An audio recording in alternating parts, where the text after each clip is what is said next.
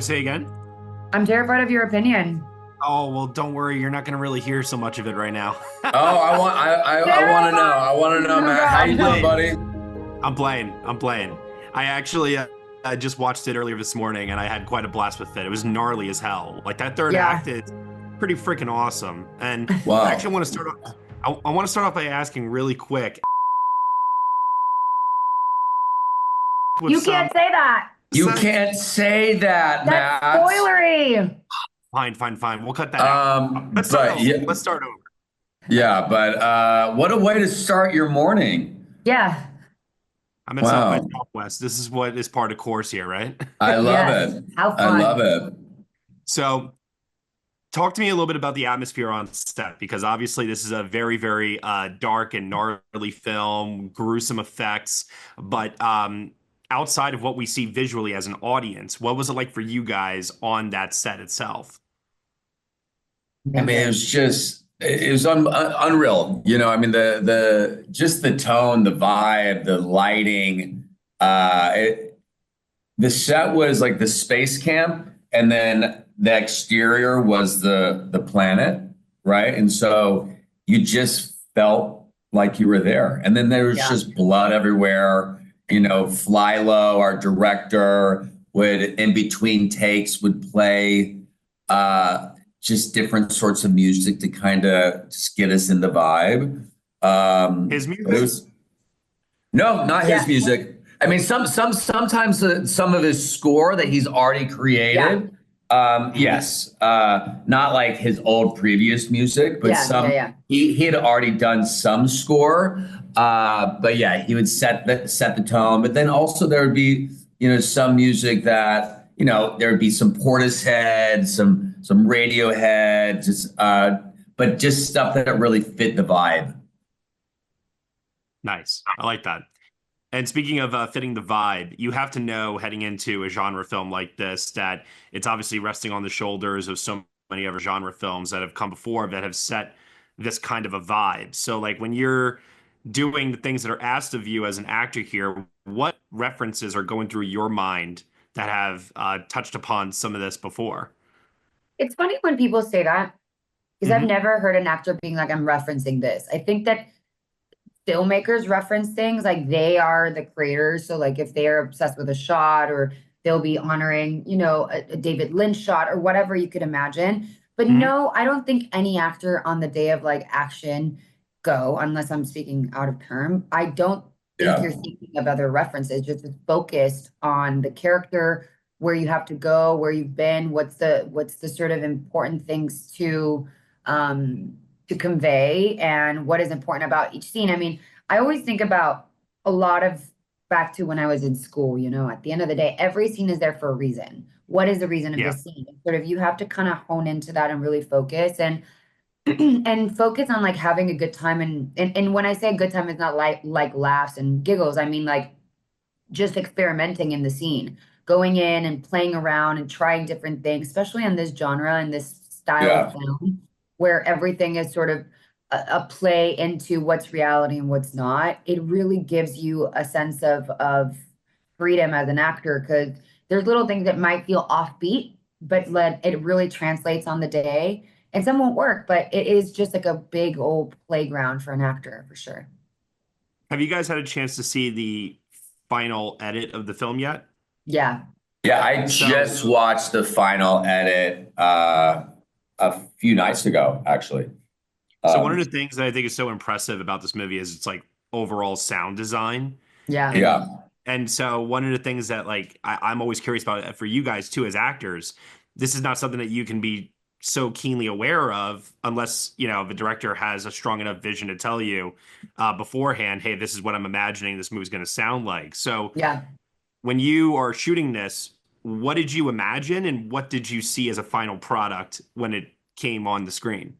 I think it's different experiences for both Aaron and me.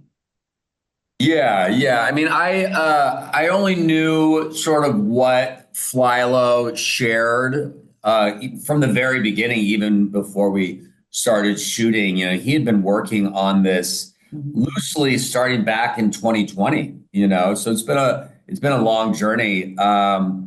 But like on the day, I wasn't really thinking about sort of what is this going to sound like. It's just about sort of conveying, telling the story at hand, and we were lucky enough to shoot it pretty much from beginning to end, which is very rare when shooting a movie. But for the most part, we were able to shoot from the very beginning of the movie to the very tail end. But yeah, we just into that.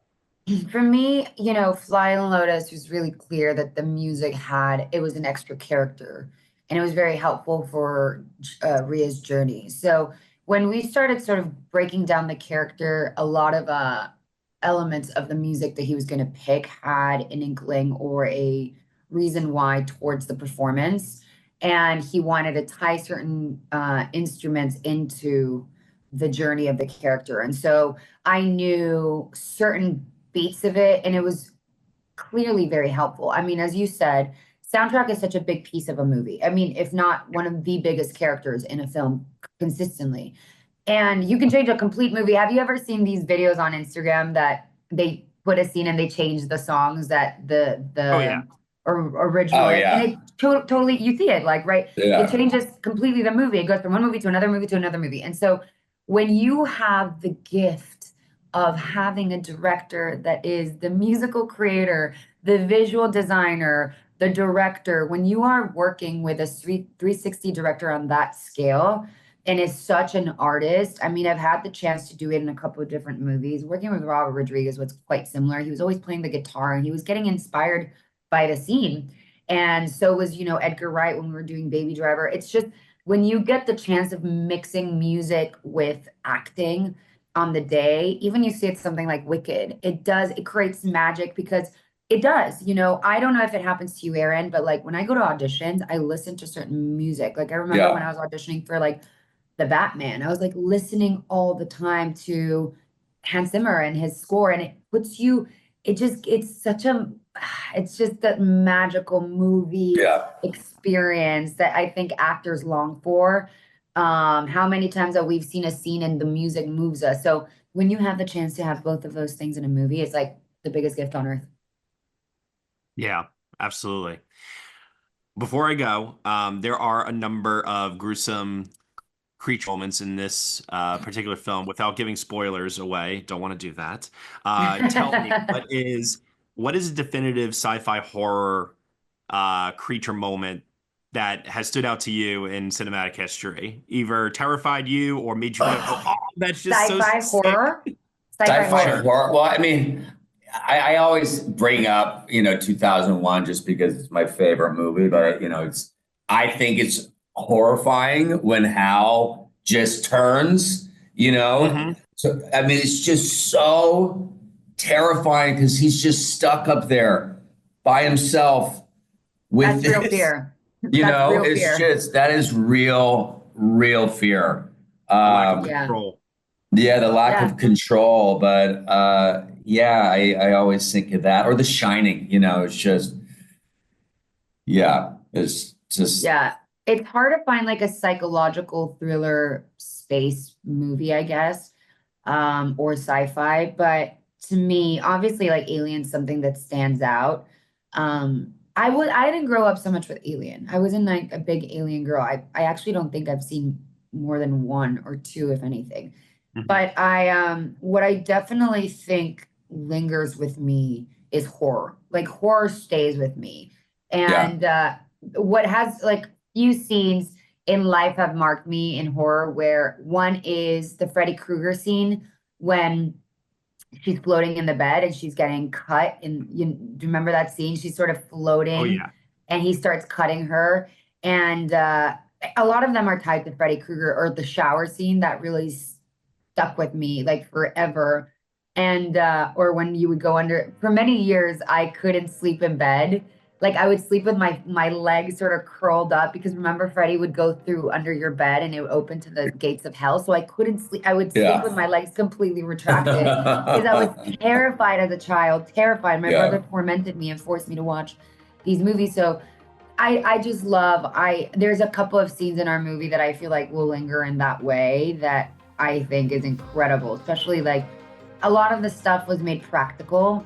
And that made such a difference on the day. Great, you know, the sensation of it. I completely agree. And those moments are definitely huge standout moments that'll have an audience squirming and hopefully cheering to some degree or another.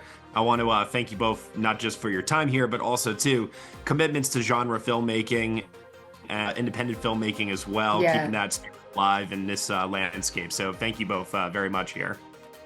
Thank you, my friend. Proud to be a part of it. Thank you. Take care.